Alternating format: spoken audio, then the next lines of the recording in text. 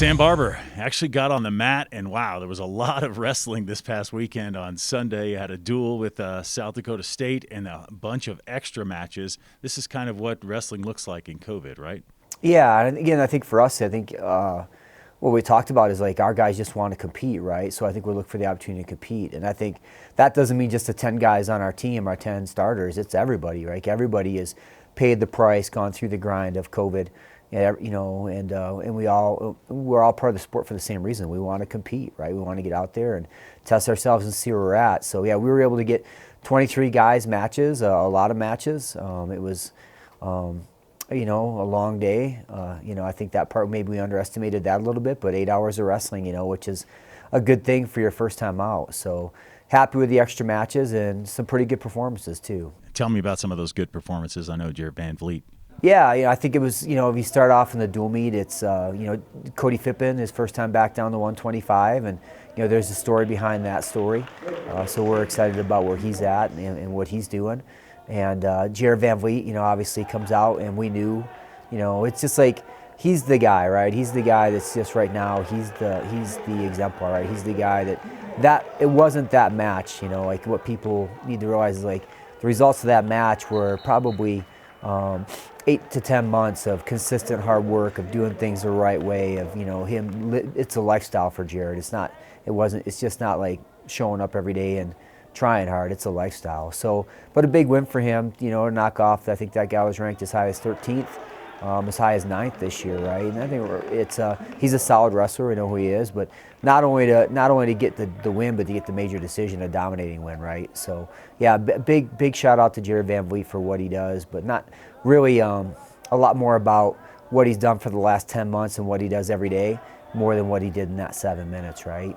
Lenny Peterson, a little bit of stuff he's got to work on with his weight management, probably, and energy, and kind of like managing his energy and his nutrition.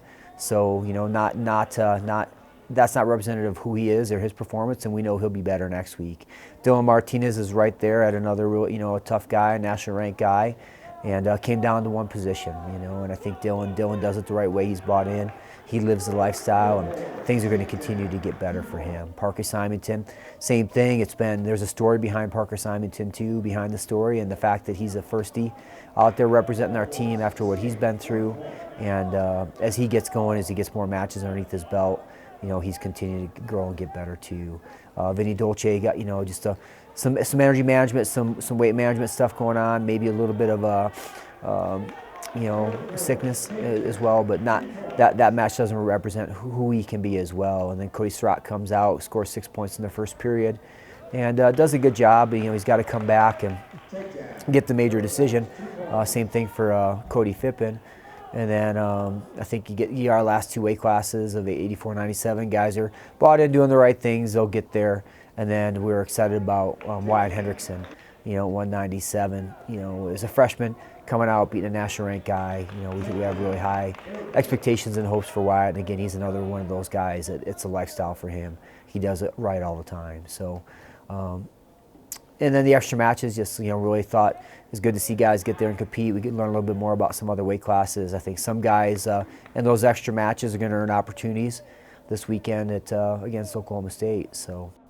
You mentioned Oklahoma State this weekend, but let's back up a little bit. There was a social media video that went out there, and I know you liked it. A lot of wrestling fans did. Yeah, I think obviously our marketing department here, and if you're following any of that stuff, we're just killing it right in that area, and so we've never seen support like we've seen in that area, and just the professionalism, the level of work is phenomenal. But I think it was a great video. First and foremost, Bailey and Miss Mary for showing up and putting in the time to get that content, and then to put it together. And I thought it just really told the story of a little bit of who we are, but more of who we want to become, right? And I think that's like who we're striving to become is more important than who we are right now, because it's ever evolving, right? And I think we want to continue to grow. But we just want to say thanks to the marketing department.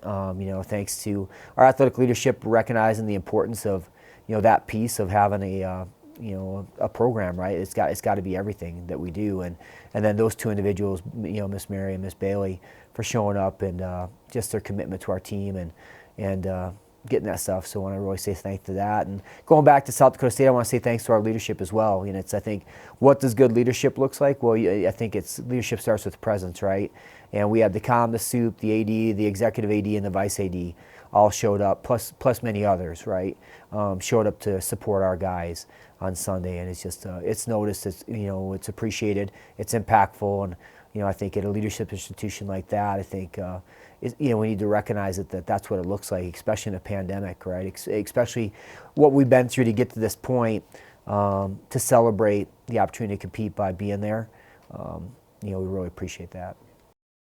Oklahoma State is next on the schedule as we look at it, but as we found out this past weekend, things are evolving and changing almost on an hourly basis. So what's it look like this weekend for you so far? Yeah, I think I think in this environment, it's going to be a day-by-day thing, right? You got 3 teams that are trying to compete in this event, 3 teams that got to navigate a week of testing, 3 teams that got to navigate, you know, a week of staying healthy and seeing what that looks like. So the good thing about these tries and quads, you know, last week we lost a dual meet with Northern Colorado, still were able to get extra matches, but because we have more than one team involved in that event, we still hosted the event. So I think all of our events, for the most part, I think except for one, involve multiple teams. So the thought there is like, hey, if one team can't make it, you know, 2 or 3 others still will. So, you know, Friday there's going to be a wrestling event. You know, I'm pretty confident that Air Force is going to be part of it, and Oklahoma State, and we'll see, you know, more details to come on that to see what it's going to look like. But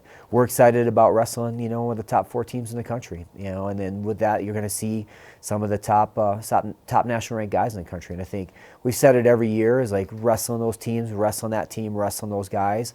It gives you a true indication of where you're really at, and we'll get an opportunity to learn like where we're good and where we got to be better. All right. Sam Barber, thanks for the time. Good luck this weekend. Appreciate it. Thanks.